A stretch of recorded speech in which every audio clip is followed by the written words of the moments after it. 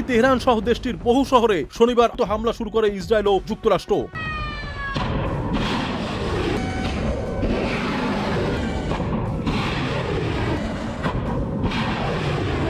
দেশ দুটির যৌথ হামলা ইতিমধ্যে ইরানের সর্বোচ্চ নেতা আয়াতুল্লাহ আল খামেনি সহ বহু শীর্ষ কর্মকর্তা ও কমান্ডার নিহত হয়েছে। বিবিসির এক প্রতিবেদনে বলা হয়েছে, যে হামলায় খামেনি নিহত হয়েছে সেটি গভীর রাতে চালানো হয়নি, বরং সকাল বেলাতেই চালানো হয়েছে। এই ধরনের হামলা সাধারণত গভীর রাতে চালানো হলেও এই হামলাটি সকালে হওয়ার কারণ মাত্র কয়েক ঘন্টা আগেই পাওয়া অত্যন্ত একটি গুরুত্বপূর্ণ গোয়েন্দা তথ্য কাজে লাগানোর সিদ্ধান্ত নেয় ইসরায়েল ও যুক্তরাষ্ট্র। বিবিসি জানায়, মাসের পর মাস ধরে ইসরায়েল যুক্তরাষ্ট্র এমন একটি সুযোগের অপেক্ষায় ছিল যখন ইরানের সব শীর্ষ পর্যায়ের ব্যক্তিরা একত্রে বৈঠকে বসবে। সেই সূত্রেই তারা জানতে পারে গত শনিবার সকালে খামেনি রাজধানী তেহরানের মধ্যাঞ্চলে একটি কম্পাউন্ডে উপস্থিত থাকবেন।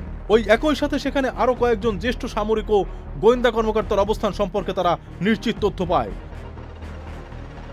বহু মাস ধরে যুক্তরাষ্ট্র ইসরায়েল খামেনির দিকে রুটিন ও চলাচলের উপর নজর রাখছিলেন, যদিও তারা ঠিক কি পদ্ধতিতে সে কাজ করছিলেন তা গোপন রাখা হয়েছে। তবে মার্কিন প্রেসিডেন্ট ডোনাল্ড ট্রাম্প সামাজিক যোগাযোগ মাধ্যমে দেওয়া এক পোস্টে এ বিষয়ে আভাস দিয়েছেন। তিনি লিখেছেন, খামেনি আমাদের গোয়েন্দা সক্ষমতা ও অত্যন্ত উন্নত নজরদারি ব্যবস্থা এড়িয়ে যেতে পারেননি। হতে পারে খামেনি বিষয়ক তথ্য কোনো কাছের মানুষের কাছ থেকেই যুক্তরাষ্ট্র পেতে পারে। তবে এক্ষেত্রে ইরানের গুরুত্বপূর্ণ ব্যক্তি যারা খামেনির কাছের মানুষ, তাদের উপর চালানো প্রযুক্তি নির্ভর নজরদারি থেকে এই তথ্য পাওয়া গেছে এমন সম্ভাবনাটাই বেশি।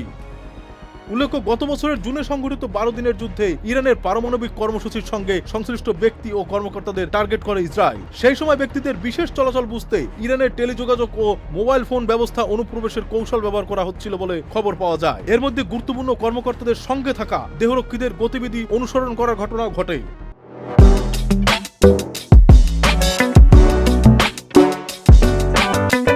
দীর্ঘমেয়াদী এ ধরনের নজরদারি একটি প্যাটার্ন অফ লাইফ তৈরি করতে সাহায্য করে, যা নিয়মিত কার্যকলাপ বোঝা ও সে সম্পর্কে আগাম পূর্বাভাস দিতে পারে। আবার একই সাথে এর মাধ্যমে ব্যক্তির দুর্বল মুহূর্ত সম্পর্কেও ধারণা পাওয়া যায়। জুনের পর থেকে বিগত মাসগুলো এই ঝুঁকিপূর্ণ বিষয়গুলো শনাক্ত ও মোকাবেলা করতে ব্যর্থ হওয়ায় ইরানি নিরাপত্তা ও কাউন্টার ইন্টেলিজেন্স একটি গভীর ব্যর্থতার ইঙ্গিত দেয়, অথবা এর মাধ্যমে ইসরায়েল ও যুক্তরাষ্ট্রের সক্ষমতার প্রমাণ পাওয়া যায়, কারণ দুটি দেশে নতুনভাবে নজরদারি চালানোর জন্য কৌশল ক্রমাগত পরিবর্তন করতে পেরেছে। ইরানিরা হয়তো এটার হিসাব করেছিলেন যে দিনের আলোতে হামলা হওয়ার সম্ভাবনা কম, আর এই ভুলের কারণেই বিশাল খেসারত দিতে হলো ইরানিদের। মিঠুন রাজ, চ্যানেল আই।